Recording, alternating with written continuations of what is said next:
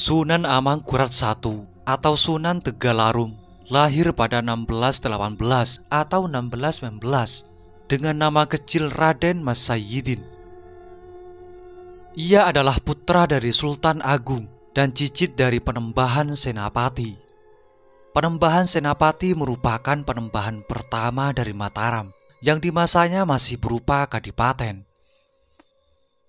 Pada masa pemerintahan Sunan Amangkurat I, ia harus menghadapi beberapa kali percobaan penggulingan kekuasaan dan juga pemberontakan Trunojoyo akibat kebijakannya yang menyebabkan ketidakpuasan internal kerajaan.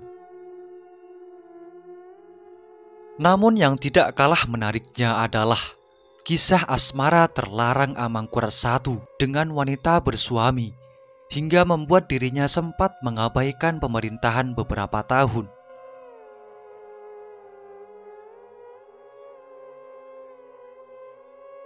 Cinta terlarang yang Amangkurat I alami untuk pertama kalinya bersama Ratu Malang. Ratu Malang merupakan putri dari dalang wayang Gedog bernama Ki Wayah dan merupakan istri dari dalang Panjang Mas, seorang dalang yang hidup sejak masa Penembahan Sedo Krapyak. Sang raja jatuh cinta pada pandangan pertama dengan wanita tersebut. Walaupun Ratu Malang telah menjadi milik seorang, namun raja tak mempedulikannya. Raja mencintai istrinya hingga akhir hayatnya, walaupun cinta itu tak pernah ia miliki.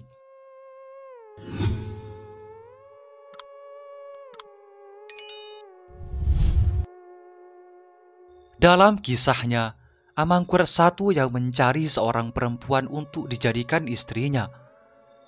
Mendengar titah tersebut, Pangeran Blitar mempertemukan sang raja dengan Ratu Malang. Dalam pertemuannya, Amangkurat I langsung jatuh hati dengan kecantikan dari Ratu Malang dan ingin segera mempersunting wanita yang telah merebut hatinya. Namun perempuan itu sudah memiliki suami dan sedang mengandung seorang buah hati, hasil dari pernikahannya. Seakan hal tersebut tidak menjadi masalah bagi Amangkurat I, ia tetap memboyong Ratu Malang ke keraton. Raja pun memberikan gelar Ratu Wetan kepada Ratu Malang. Ketika Ratu Malang datang ke dalam istana, perubahan drastis terjadi sangat luar biasa. Inilah pemicu dari semua permasalahan yang terjadi di masa yang akan mendatang. Retno Gumilang mendapatkan julukan Ratu Malang sebab keberadaan Ratu Malang seakan menghalangi keberadaan dari para selir. Bahkan Amangkurat I membuang permaisuri ke Kauman untuk menjadikan Ratu Malang sebagai permaisuri.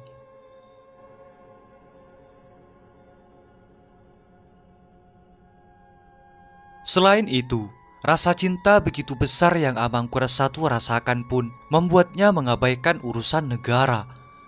Bahkan kecintaan sang raja tidak berhenti pada Ratu Malang. Namun ia pun sangat mencintai putra tirinya, walaupun bukanlah darah dagingnya sendiri. Alasan itulah yang memicu para selir untuk menyingkirkan Ratu Malang agar ketidakseimbangan ini menghilang. Berbagai rencana pun disusun guna menyingkirkan Ratu Malang. Ratu Malang sangat mencintai suaminya, walaupun Amangkurat I telah memisahkan keduanya. Namun raja yang terlanjur jatuh hati kepada Ratu Malang pun tidak memperdulikan semuanya. Ia hanya peduli akan cintanya yang begitu besar terhadap Ratu Malang, serta membuat Ratu Malang hanya mencintai ia seorang. Kelahiran sang putra tiri pun tiba. Rasa bahagia tidak terkira sang raja rasakan, walaupun putra tersebut bukanlah darah dagingnya. Kecintaan terhadap Ratu Malang dan putranya menimbulkan rasa takut yang teramat dalam di diri Amangkurat I. Rasa tidak ingin kehilangan pun semakin besar setiap harinya, hingga sang raja bertemu pada satu keputusan, agar Ratu Malang hanya akan fokus terhadap dirinya dan sang buah hati. Namun pernyataan lainnya muncul ke permukaan. Salah satu pengawal istana menyatakan bahwa Kiai Dalem atau suami Ratu Malang yang sebelumnya meninggal dalam keadaan yang wajar, bukan karena Amangkurat I yang melakukannya. Tak ada yang mengetahui secara pasti mengenai kematian dari Kiai Dalem. Ratu Malang yang memiliki rasa cinta yang sangat luar biasa kepada Kiai Dalem membuatnya tidak bisa menerima kematian seorang pria yang ia cintai, sekaligus sosok yang pernah menjadi suaminya. Setiap harinya, baik siang hingga malam, Ratu Malang hanya meratapi dan menangisi kematian sosok yang ia cintai. Kesedihan yang teramat luar biasa inilah yang membuat sang ratu jatuh sakit, hingga akhirnya sang ratu pun menghadapi ajalnya. Raja yang tidak terima atas kematian istrinya dan menemukan beberapa kejanggalan yang ada, seperti sebelum meninggal Ratu Malang mengeluarkan banyak cairan di dalam tubuhnya, mirip seperti orang yang sedang keracunan. Kejanggalan ini membuat sang raja murka dan curiga bahwa ada seseorang dengan sengaja membunuh wanita yang ia cintai, sampai pada perilaku yang luar biasa tidak masuk akal. Sang raja mengurung setidaknya 60 dayang di dalam sebuah kamar gelap. Kemudian para dayang tersebut tidak diberikan makan sama sekali hingga akhir hayatnya. Rasa cinta begitu hebatnya ini membuat pukulan yang sangat berat bagi sang raja. Melepaskan istri yang ia cintai untuk selama-lamanya bukanlah sesuatu yang mudah. Terbukti sang raja yang tidak menjalankan pemerintahannya hingga 4-5 tahun lamanya hanya untuk melipur larakan yang ia miliki.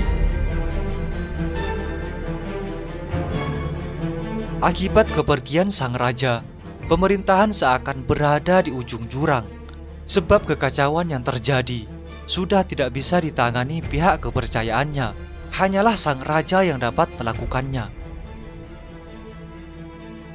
Semua silih berganti, baik itu pejabat hingga keluarga, untuk membujuk sang raja agar setuju untuk kembali pulang ke istana. Hingga pada suatu malam, Amangkurat I bermimpi bertemu dengan Ratu Malang yang sudah kembali dan menyatu bersama suami yang ia cintai. Saat itu pula sang raja melihat Ratu Malang sudah tidak berbentuk manusia lagi. Akhirnya sang raja memulai prosesi pemakaman Ratu Malang dan kembali untuk mengurus pemerintahannya. Itulah kisah cinta terlarang Amangkurat I. Semoga ini menjadi wawasan bagi kita semua dan menjadi pelajaran atau pengetahuan bagi masa yang akan datang. Semoga informasi ini bermanfaat. Assalamualaikum warahmatullahi wabarakatuh.